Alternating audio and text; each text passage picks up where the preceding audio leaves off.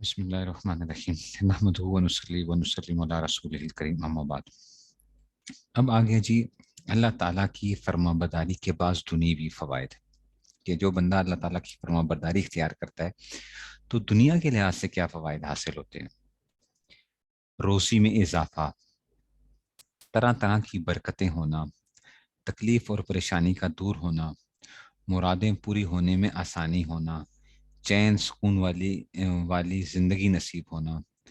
بارش ہونا، ہر قسم کی بلا کا ٹل جانا، اللہ تعالیٰ کی مہربانی اور مدد کا شامل حال رہنا، اللہ تعالیٰ کی طرف سے فرشتوں کو حکم ہونا کہ اس کا دل مضبوط رکھو، سچی عزت و ابرو ملنا، مرتبے کا بلند ہونا،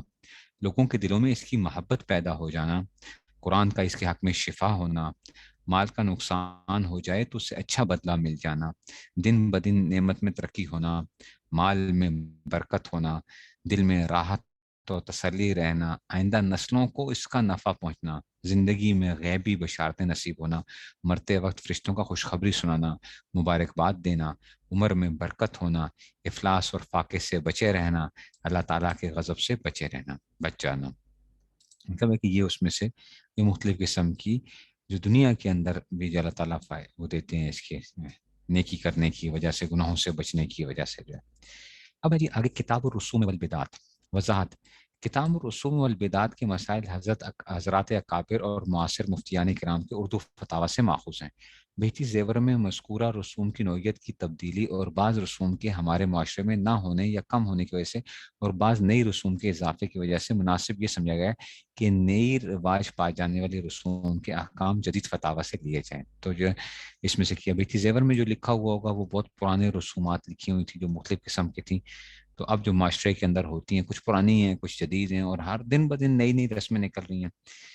اب بدعت کی لغوی تعریف، ہر نیا کام لغت کے اعتبار سے بدعت ہے، چاہے عادت کے طور پر ہو یا عبادت کے طور پر۔ یہ تو تھا لغوی تعریف، یعنی ڈکشنری میں اس کے کیا میننگ ہوتے ہیں، لیکن شرعی طور پہ کیا ہوتا ہے؟ بدعت کی شرعی تعریف حدیث شریف میں من احدث فی امرنا ھذا ما لیس منہ فہو رد، یعنی جس شخص نے ہمارے اس دین میں ایسی چیز ایجاد کی جو اس میں نہیں ہے تو وہ مردود ہے، یعنی دین کسی کام کو دینی کام سمجھ کے کرنا حالانکہ وہ دین کا حصہ نہیں تھا۔ اس حدیث کی روشنی میں یہ معلوم ہوتا ہے کہ جو کام کلی یا جزئی کسی بھی اعتبار سے دین میں داخل نہ ہو، اس کو کسی وجہ سے عملی طور پر یا عقیدے کے اعتبار سے دین کا جز بنا دینا بدعت ہے۔ بالفاظ دیگر یہ کہہ سکتے ہیں کہ دین میں کسی بھی ایسے کام کی کمی یا زیادتی کرنا جس کا ثبوت نبی کریم صلی اللہ علیہ وسلم، حضرات صحابہ کرام رضی اللہ تعالیٰ عنہم اور تابعین و تبع تابعین رحمۃ اللہ تعالیٰ میں سے کسی سے نہ ہو، بالخصوص نبی کریم صلی اللہ علیہ وسلم سے اس کی اجازت قولاً فعلاً صراحتاً اشارتاً کسی طور پر بھی منقول نہ ہو، وہ بدعت ہے۔ بعض اہل علم نے بدعت کی دو قسمیں بتائی ہیں، بدعت سیئہ اور بدعت حسنہ،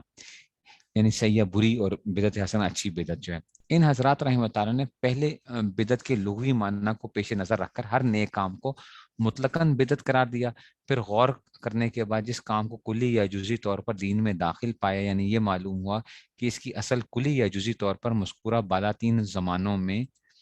سے کسی زمانے میں ملتی ہے، تو اس کو بدعت حسنہ قرار دیا، اور جس کو کوئی ثبوت نہیں ملتا اس کو بدعت سیئہ قرار دیا۔ حاصل یہ ہے کہ بدعت حسنہ پر بدعت کا اطلاق محض لغوی معنی کے اعتبار سے کیا گیا ہے، مطلب یہ جو اس کو بدعت کہہ دیتے ہیں حالانکہ وہ بدعت نہیں ہے، بدعت حسنہ جو ہے وہ بدعت نہیں ہے، اس لیے کہ حقیقت میں شرکی روح سے وہ بدعت ہے ہی نہیں۔ شرعی اعتبار سے بدعت صرف اس کام کو کہیں گے جس کا ذکر اوپر ہو چکا ہو اس میں سے، تو یہ ایک اس میں سے وہ ہے،